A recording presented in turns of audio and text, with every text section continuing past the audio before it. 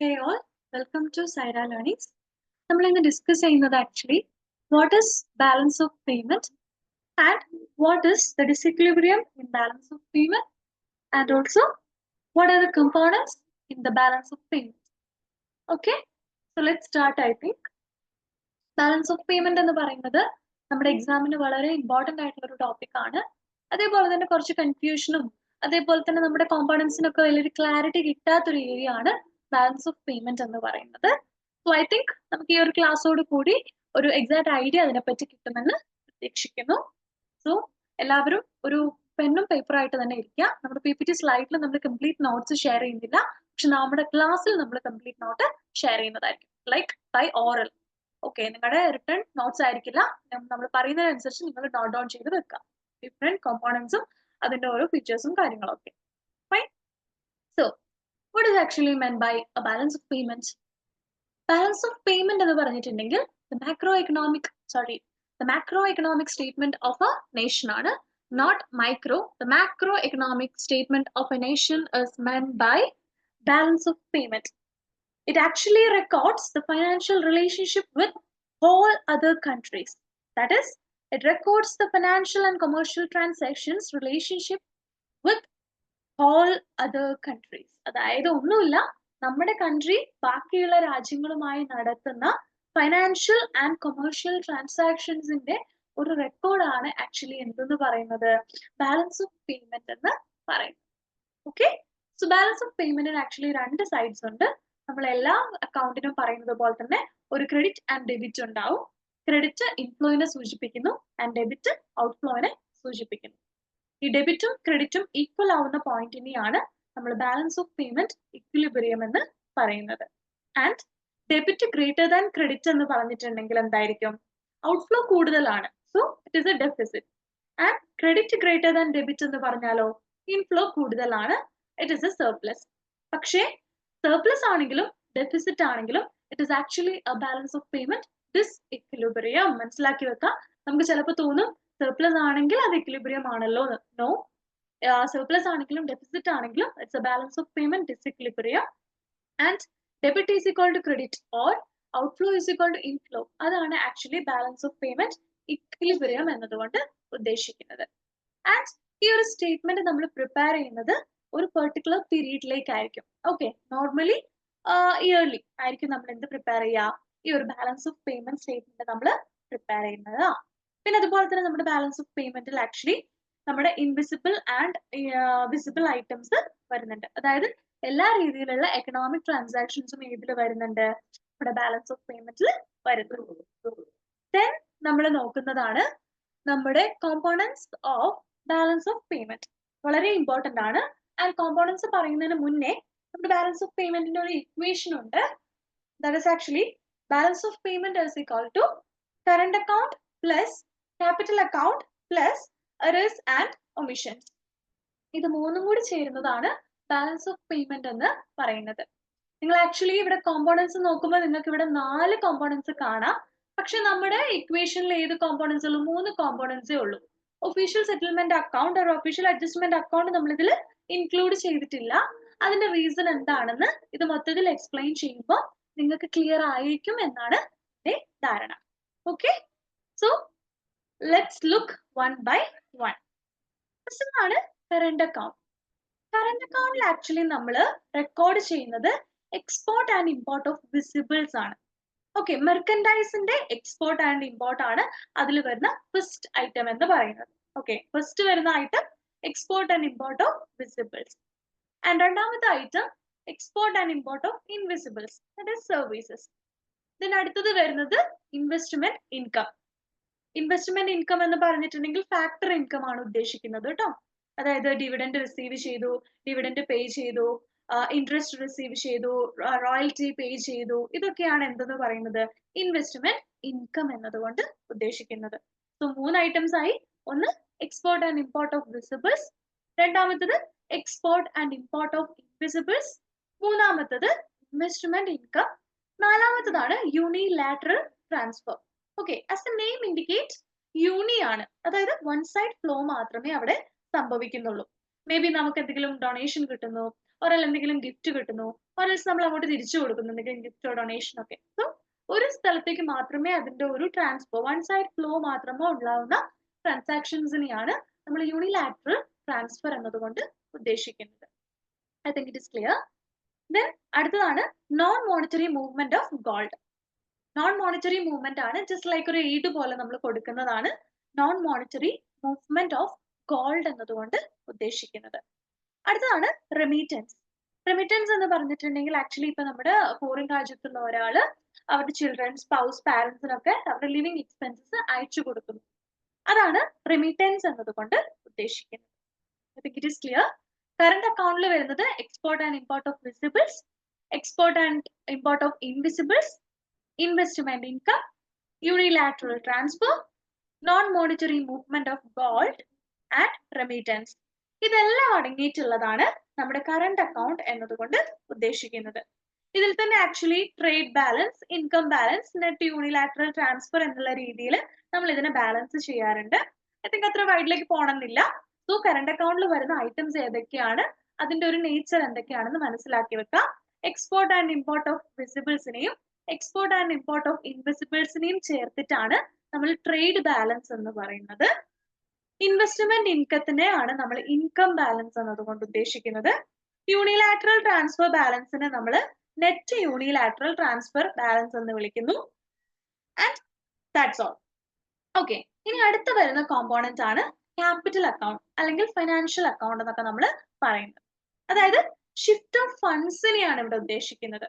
Investment ഇൻകത്തിനെയല്ല, ഇൻവെസ്റ്റ്മെന്റിനെയാണ് നമ്മൾ ഇവിടെ ഉദ്ദേശിക്കുന്നത് ക്യാപിറ്റൽ അക്കൗണ്ട് കൊണ്ട് നമ്മൾ ഉദ്ദേശിക്കുന്നത്. ഓക്കെ, അതായത് നമ്മൾ ഇൻകത്തിന് നമ്മൾ ഫാക്ടർ ഇൻകത്തിൽ പറഞ്ഞു, കറണ്ട് അക്കൗണ്ടിൽ നമ്മൾ പറഞ്ഞു.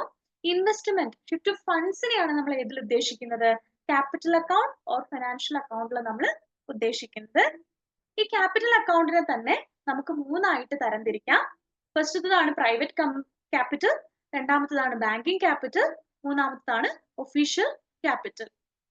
പ്രൈവറ്റ് ക്യാപിറ്റൽ എന്ന് പറഞ്ഞിട്ടുണ്ടെങ്കിൽ long term and short term capital ആണ്. ബാങ്കിങ് ക്യാപിറ്റൽ എന്ന് പറഞ്ഞിട്ടുണ്ടെങ്കിൽ ഇപ്പൊ നമ്മുടെ കോർപ്പറേറ്റ് ബാങ്ക്സ് ഒക്കെ ഈ ഫോറക്സ് ഹോൾഡ് ചെയ്യൂലേ, അങ്ങനത്തെ കാര്യങ്ങളാണ് ബാങ്കിങ് ക്യാപിറ്റൽ വരുന്നത്. ഒഫീഷ്യൽ ക്യാപിറ്റൽ എന്ന് പറഞ്ഞിട്ടുണ്ടെങ്കിൽ RBIയുടെ ഫോറക്സ് ഹോൾഡിങ്, അതുപോലെ തന്നെ SDR, അങ്ങനത്തെ സാധനങ്ങളാണ് ഏതിൽ വരുന്നത്, ക്യാപിറ്റൽ അക്കൗണ്ടിൽ വരുന്നത്. So I think it is clear. Capital അക്കൗണ്ടിൽ ഷിഫ്റ്റ് ഓഫ് ഫണ്ട്സ് ആണ് അവിടെ ഉദ്ദേശിക്കുന്നത്. അവിടെ ഇൻകത്തിനെ അത് എഫക്ട് ചെയ്യില്ല. ഈ ക്യാപിറ്റൽ അക്കൗണ്ടിനെ തന്നെ നമുക്ക് മൂന്നായിട്ട് ക്ലാസിഫൈ ചെയ്യാം: private capital, banking capital and official capital. And അടുത്ത കമ്പോണന്റ് ആണ് ഒഫീഷ്യൽ സെറ്റിൽമെന്റ് അക്കൗണ്ട്. നിങ്ങൾ നമ്മുടെ ഇക്വേഷൻ ശ്രദ്ധിച്ചപ്പോൾ നിങ്ങൾക്ക് മനസ്സിലായിട്ടുണ്ടാവും. ലൈക്ക് നമ്മുടെ ഒഫീഷ്യൽ സെറ്റിൽമെന്റ് നമ്മുടെ BOP ഇക്വേഷനിൽ വന്നിട്ടില്ല. ഓക്കെ, ആക്ച്വലി നമ്മൾ ഈ ഒഫീഷ്യൽ സെറ്റിൽമെന്റ് അക്കൗണ്ട് നമ്മൾ റിസർവ് അക്കൗണ്ട് എന്നുള്ള രീതിയിൽ പറയാറുണ്ട്. ആക്ച്വലി നമ്മൾ ഈ ഒരു ഒഫീഷ്യൽ സെറ്റിൽമെന്റ് അക്കൗണ്ട് നമ്മൾ എന്തിനാന്ന് വെച്ചിട്ടുണ്ടെങ്കിൽ ഒരു ബാലൻസിങ് എൻട്രി എന്നുള്ള രീതിയിലാണ് നമ്മൾ എന്ത് ഉപയോഗിക്കുന്നത്, നമ്മുടെ ഈ ഒരു ഒഫീഷ്യൽ സെറ്റിൽമെന്റ് അക്കൗണ്ട് നമ്മൾ യൂസ് ചെയ്യുന്നത്. ഓർത്തു വെക്കുക, നമ്മൾ എന്തിനാണ് ഒഫീഷ്യൽ സെറ്റിൽമെന്റ് അക്കൗണ്ട് ഉപയോഗിക്കുന്നത്, നമ്മുടെ ഈ ഒരു അക്കൗണ്ടിന്റെ ബാലൻസിങ് എൻട്രി ആയിട്ടാണ് നമ്മൾ എന്ത് ഉപയോഗിക്കുന്നത്, ഒഫീഷ്യൽ സെറ്റിൽമെന്റ് അക്കൗണ്ട് നമ്മൾ യൂസ് ചെയ്യുന്നത്. സോ വാട്ട് ഇറ്റ് എക്സാക്ട്ലി മീൻ, നമ്മളൊരു കോമ്പോണന്റ് അല്ല, ഒരു ബാലൻസിങ് എൻട്രി ആയിട്ടാണ് നമ്മൾ ഇത് യൂസ് ചെയ്യുന്നത്. അതുകൊണ്ടാണ് നമ്മുടെ ബാലൻസ് ഓഫ് പേയ്മെന്റ് ഇക്വേഷനിൽ ഒഫീഷ്യൽ സെറ്റിൽമെന്റ് അക്കൗണ്ട് എന്ന് പറഞ്ഞിട്ട് സെപ്പറേറ്റ് കോമ്പോണന്റ് അഡ്ജസ്റ്റ് ചെയ്യാത്തത്. പിന്നെ അതുപോലെ തന്നെ എന്താണ് ഈ അഡ്ജസ്റ്റ്മെന്റ് എന്ന് നമുക്ക് മനസ്സിലാക്കണ്ടേ. ഒഫീഷ്യൽ സെറ്റിൽമെന്റ് അക്കൗണ്ടിൽ വരുന്ന അഡ്ജസ്റ്റ്മെന്റ് എന്ന് പറഞ്ഞിട്ടുണ്ടെങ്കിൽ, അതായത് നമുക്കിപ്പം ഫോറിൻ കറൻസി ഡെഫിസിറ്റ് നമ്മൾ ഫേസ് ചെയ്യുകയാണെന്ന് കരുതുക. അങ്ങനെയാണെങ്കിൽ എന്താക്കും, ഒഫീഷ്യലി ഫോറിൻ കറൻസി പർച്ചേസ് ചെയ്യും. ഓക്കെ, അതായത് ഫോറിൻ കറൻസിന്റെ ഒരു ഡെഫിസിറ്റ് ഫേസ് ചെയ്യുകയാണെങ്കിൽ ഒഫീഷ്യലി ഫോറിൻ കറൻസി പർച്ചേസ് ചെയ്യും. അതാണ് ഒഫീഷ്യൽ സെറ്റിൽമെന്റ് അക്കൗണ്ട് നടത്തുന്ന ഒരു അഡ്ജസ്റ്റ്മെന്റ്. അതിന് നേരെ ഒന്ന് തിരിഞ്ഞു ആലോചിച്ച് നോക്കൂ. അതായത് നമുക്കിപ്പം സർപ്ലസ് ഉണ്ട് ഫോറിൻ എക്സ്ചേഞ്ചിലെങ്കിൽ ആ ഒരു ഫോറിൻ കറൻസി നമ്മൾ എന്താക്കുന്നു, ഒഫീഷ്യലി നമ്മൾ സെൽ ചെയ്യുന്നു. അങ്ങനെ സർപ്ലസും ഡെഫിസിറ്റും മാനേജ് ചെയ്ത് നമ്മുടെ ബാലൻസ് ഓഫ് പേയ്മെന്റിനെ ഇക്വിലിബ്രിയത്തിലേക്ക് കൊണ്ടുവരുന്ന ഒരു അക്കൗണ്ട് ആണ് ഒഫീഷ്യൽ സെറ്റിൽമെന്റ് അക്കൗണ്ട് എന്നതുകൊണ്ട് ഉദ്ദേശിക്കുന്നത്. I think it's clear. And final component ആണ് എറേഴ്സ് ആൻഡ് ഒമിഷൻസ് എന്ന് പറയുന്നത്. ഓക്കെ, എറേഴ്സ് ആൻഡ് ഒമിഷൻസ് എന്ന് പറഞ്ഞിട്ടുണ്ടെങ്കിൽ നമ്മുടെ ഡാറ്റയിൽ എന്തെങ്കിലും ഡിഫിക്കൽട്ടീസ് വരുന്നതോ, അല്ലെങ്കിൽ നമ്മൾ എന്തെങ്കിലും ക്രോസ് ചെക്ക് ചെയ്യാത്തതോ കാരണം, അല്ലെങ്കിൽ നമ്മൾ എന്തെങ്കിലും ഓവർ എസ്റ്റിമേറ്റ് ചെയ്തു, അണ്ടർ എസ്റ്റിമേറ്റ് ചെയ്തു, അതൊക്കെ കാരണം കൊണ്ട് വരുന്നതായിരിക്കും ഈ എറേഴ്സ് ആൻഡ് ഒമിഷൻസ് എന്ന് പറയുന്നത്. നമ്മളിപ്പോ പറഞ്ഞത് ഒന്ന് നമ്മൾ ഡാറ്റ കളക്ഷൻ കൊണ്ട് വന്നതായിരിക്കാം. പിന്നെ അതുപോലെ തന്നെ നമ്മുടെ ലീഡ് ആൻഡ് ലാഗ് ഇല്ലേ, അതായത് നമ്മുടെ ഇപ്പൊ നമ്മൾ ഇപ്പൊ ഒരു ട്രാൻസാക്ഷൻ നമ്മൾ ചെയ്യുന്നു ആൻഡ് അതിന്റെ ഒരു സെറ്റിൽമെന്റ് വേറെ ഫ്യൂച്ചർ ഡേറ്റിലാണ് ചെയ്യുന്നതെങ്കിൽ അതിന്റെ എക്സ്ചേഞ്ച് റേറ്റ് മാറും, ആ എക്സ്ചേഞ്ച് റേറ്റ് പ്രകാരം എമൗണ്ട് മാറും. ഓക്കെ, ഇതൊക്കെ ഉള്ള കാരണമുള്ള എറേഴ്സ് സംഭവിക്കാം. പിന്നെ അതുപോലെ തന്നെ നമ്മൾ ഇല്ലീഗൽ ട്രാൻസാക്ഷൻസ് മേ ബി നമ്മൾ റെക്കോർഡ് ചെയ്തിട്ടുണ്ടാവില്ല. സോ ഇതൊക്കെ കാരണമായിരിക്കാം നമ്മുടെ അക്കൗണ്ടിൽ എറേഴ്സും ഒമിഷൻസും കാര്യങ്ങളൊക്കെ വരുന്നുണ്ടാവുക. So I think it is clear. Errors and omissions is also a component of balance of payment. നമ്മൾ ബാലൻസ് ഓഫ് പേയ്മെന്റിന്റെ 4 കോമ്പോണൻസ് ആണ് നമ്മൾ പറഞ്ഞിട്ടുള്ളത്. കറണ്ട് അക്കൗണ്ടിൽ വരുന്ന ഐറ്റംസ് എന്ന് പറഞ്ഞിട്ടുണ്ടെങ്കിൽ export and import of visibles, export and import of invisibles, investment income, unilateral transfer, non monetary movement of gold, remittance. And capital അക്കൗണ്ടിൽ ആക്ച്വലി എന്താണ്, movement of funds or shift of ഫണ്ട്സിനെയാണ് ഉദ്ദേശിക്കുന്നത്. And actually അത് is classified into 3: private capital, banking capital and official capital. And third component ആണ് official settlement account. Official settlement account നമ്മൾ reserve account എന്നുള്ള പേരിൽ നമ്മൾ അറിയപ്പെടുന്നു. ആക്ച്വലി നമ്മുടെ കൺട്രി ഒരു balance of payment disequilibrium face ചെയ്യുകയാണെങ്കിൽ അതിനെ ഒരു ബാലൻസിംഗിലേക്ക് കൊണ്ടുവരുന്നതാണ് ഒഫീഷ്യൽ സെറ്റിൽമെന്റ് അക്കൗണ്ട് വഴി. ഫസ്റ്റ് നമ്മുടെ ഒരു ഫോറിൻ കറൻസി ഡെഫിസിറ്റ് നമ്മൾ ഫേസ് ചെയ്യുന്നുണ്ടെങ്കിൽ ഒഫീഷ്യലി ഫോറിൻ കറൻസി പർച്ചേസ് ചെയ്യുന്നു. ആൻഡ് നമ്മളൊരു ഫോറിൻ കറൻസിയിൽ നമുക്ക് സർപ്ലസ് ഉണ്ടെങ്കിൽ നമ്മൾ എന്താകുന്നു, അത് ഒഫീഷ്യലി നമ്മൾ സെല് ചെയ്ത് നമ്മുടെ ബാലൻസ് ഓഫ് പേയ്മെന്റ് സർപ്ലസോ ഡെഫിസിറ്റോ ഉണ്ടെങ്കിൽ അതിനെ നമ്മൾ ഒരു ഇക്വിലിബ്രിയത്തിലേക്ക് കൊണ്ടുവരുന്നു. അതായത് inflow is equal to outflow എന്നുള്ള ഒരു രീതിയിലേക്ക് നമ്മൾ മാറ്റുന്ന ഒരു അക്കൗണ്ട് ആണ് ഒഫീഷ്യൽ സെറ്റിൽമെന്റ് അക്കൗണ്ട് എന്ന് പറയുന്നത്. എറേഴ്സ് ആൻഡ് ഒമിഷൻസ് എന്ന് പറഞ്ഞിട്ടുണ്ടെങ്കിൽ നമ്മുടെ എന്തെങ്കിലും ഒരു സ്റ്റാറ്റിസ്റ്റിക്കൽ ഡിസ്ക്രിപ്പൻസി കൊണ്ട് വരുന്ന ഒരു എറേഴ്സ് ആണ് എറേഴ്സ് ആൻഡ് ഒമിഷൻസ് എന്നതുകൊണ്ട് ഉദ്ദേശിക്കുന്നത്. അത് പല കാരണങ്ങൾ കൊണ്ട് സംഭവിക്കാം. നമ്മുടെ ഡാറ്റ കളക്ഷനിലുള്ള ഡിഫിക്കൽട്ടി കാരണമാവാം, ലീഡ് ആൻഡ് ലാഗ് ഉണ്ടാവാം, അതേപോലെ തന്നെ അൺറെക്കോർഡ് ഇല്ലീഗൽ ട്രാൻസാക്ഷൻസും കാര്യങ്ങളൊക്കെ വന്നത് കൊണ്ടാവാം ഈ എറേഴ്സ് ആൻഡ് ഒമിഷൻസ് ഒക്കെ വരുന്നത്. 4 കോമ്പോണൻസിൽ 3 കോമ്പോണൻസ് അടങ്ങിയതാണ് നമ്മുടെ ബാലൻസ് ഓഫ് പേയ്മെന്റിന്റെ ഇക്വേഷൻ എന്ന് പറയുന്നത്. അതിൽ ഒഫീഷ്യൽ സെറ്റിൽമെന്റ് അക്കൗണ്ട് ഇൻക്ലൂഡഡ് അല്ല, because it is act as A balancing entry. So I think it is clear. Next നമ്മൾ ഇതിൽ ഡിസ്കസ് ചെയ്യുന്നത് ആക്ച്വലി ഒരു സിമ്പിൾ കോൺസെപ്റ്റ് ആണ്, നമ്മുടെ ബാലൻസ് ഓഫ് പേയ്മെന്റും ബാലൻസ് ഓഫ് ട്രേഡും തമ്മിലുള്ള ഒരു ഡിഫറൻസ്. ബാലൻസ് ഓഫ് പേയ്മെന്റ് ആണ് actually broad concept. Wider concept എന്ന് പറയുന്നത് ബാലൻസ് ഓഫ് പേയ്മെന്റ് ആണ്. ബാലൻസ് ഓഫ് ട്രേഡ് എന്ന് പറയുന്നത് ഒരു നാരോ കൺസെപ്റ്റ് ആണ്. ഓക്കെ, അതായത് ബാലൻസ് ഓഫ് പേയ്മെന്റ് നമ്മളിപ്പം ഈ പറഞ്ഞ എല്ലാ കോമ്പോണൻസും വരുന്നുണ്ട് അല്ലെ. Visible, current account, capital account, errors and omissions. അതിൽ കറണ്ട് അക്കൗണ്ടിൽ തന്നെ visible, invisible, remittance, unilateral transfer പോലെയുള്ള എല്ലാ കാര്യങ്ങളും വരുന്നുണ്ട്. പക്ഷെ ബാലൻസ് ഓഫ് ട്രേഡിൽ ആക്ച്വലി നമ്മുടെ export and import of goods മാത്രമേ വരുന്നുള്ളൂ. ഓക്കെ, അതായത് വിസിബിൾസ് മാത്രമേ ഇവിടെ ഡീൽ ചെയ്യുന്നുള്ളൂ. പിന്നെ അതുപോലെ തന്നെ ബാലൻസ് ഓഫ് പേയ്മെന്റ് എപ്പോഴും ബാലൻസിൽ തന്നെ ഇരിക്കണമെന്ന് നിർബന്ധമാണ്. അതായത് ഡെബിറ്റ് ഈക്വൽ ടു ക്രെഡിറ്റ് ആയിരിക്കണം. ആൻഡ് അങ്ങനെ എന്തെങ്കിലും മാറ്റങ്ങൾ ഉണ്ടെങ്കിൽ നമ്മൾ അതിനനുസരിച്ച് അഡ്ജസ്റ്റ് ചെയ്യും. പക്ഷെ ബാലൻസ് ഓഫ് ട്രേഡ് എപ്പോഴും ബാലൻസ് ചെയ്യുന്നൊന്നുമില്ല. ഓക്കെ, അതായത് ബാലൻസ് ഓഫ് പേയ്മെന്റ് എപ്പോഴും ബാലൻസ് ചെയ്യാൻ വേണ്ടി ശ്രമിച്ചുകൊണ്ടിരിക്കുന്നു. പക്ഷെ ബാലൻസ് ഓഫ് ട്രേഡ് എന്ന് പറയുന്നത് ബാലൻസ്ഡ് ഒന്നും അല്ല. പിന്നെ നമ്മൾ പറയാൻ ഉദ്ദേശിച്ചിരുന്നത് ഇന്ത്യയുടെ റീസെന്റ് പൊസിഷൻ ആണ്. ആക്ച്വലി ഇന്ത്യയുടെ റീസെന്റ് പൊസിഷൻ എന്നതുകൊണ്ട് ഉദ്ദേശിക്കുന്നത് ബാലൻസ് ഓഫ് ട്രേഡിൽ ഇന്ത്യ ഇപ്പോഴും നെഗറ്റീവ് സ്റ്റേജിലാണ്. ആൻഡ് ബാലൻസ് ഓഫ് ഇൻവിസിബിൾസിൽ ഇന്ത്യ എന്താണ്, ഒരു പോസിറ്റീവ് സ്റ്റേറ്റിലാണ് ഇപ്പോൾ നിന്നുകൊണ്ടിരിക്കുന്നത്. സോ അതാണ് ഇന്ത്യയുടെ ഒരു റീസെന്റ് പൊസിഷൻ എന്നതുകൊണ്ട് ഉദ്ദേശിക്കുന്നത്. So I think it's clear. So നമ്മൾ ഇന്ന് ഡിസ്കസ് ചെയ്തിട്ടുണ്ടായിരുന്നത് what is actually meant by balance of payment. Balance of payment is a macroeconomic statement of a nation, and it has two sides, inflow and outflow. Inflow is depicted by credit side and outflow is depicted by debit side. And debit is equal to credit is balance of payment equilibrium. And if debit is greater than credit, it indicates an outflow deficit. And if credit is greater than debit, it indicates an inflow and it is a surplus. And both deficit and surplus indicates balance of payment equilibrium, where a point where deficit is equal to, debit is equal to credit as balance of payment equilibrium. And in balance of payment, both visible and invisible services are included. That is, all economic transactions are included in balance of payment. And balance of payment equation is equal to current account plus capital account plus errors and omissions. And other components are current account, capital account, official settlement account, and errors and omissions. Then, what are the items that come under current account? Export and import of visibles, export and import of invisibles, investment income, unilateral transfer, non-monetary movement of gold, and remittance. And what are the items come under capital account?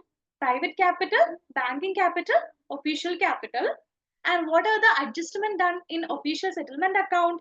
When the country is facing a foreign currency deficit, it will officially purchase the foreign currency, and if country is facing a foreign currency surplus, it will officially sell the excess foreign currency. And errors and omissions, it is actually the result of estimates, that is underestimation or overestimation, or some sort of statistical discrepancies. The errors and omissions may be due to the difficulty in data collection, lead and lag, unrecorded illegal transactions, etc.